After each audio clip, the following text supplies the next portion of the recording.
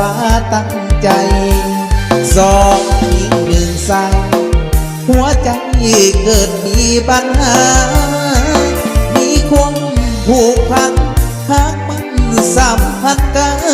นลูกเมียฮักคือดวงตาแต่เกิดปัญหาข้างใจบ้านหนึ่งสมปองเกิดมีเมียสองตามมาหักเมียเข้าขวาแก้วตาก็หมดใจ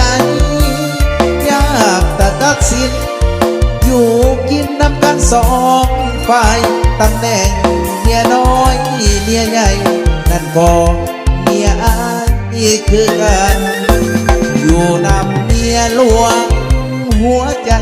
ห่วงนำเมียน้อยเงินทางแฟนซอยของคอยก็ได้แบ่งปั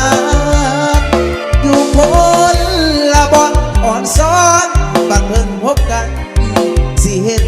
จากไหนจอมควรสิหักแพงกันคือ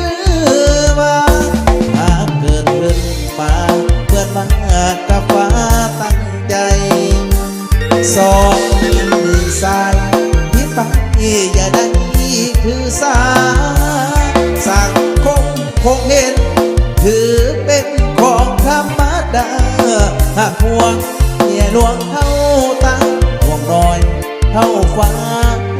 ดวงใจ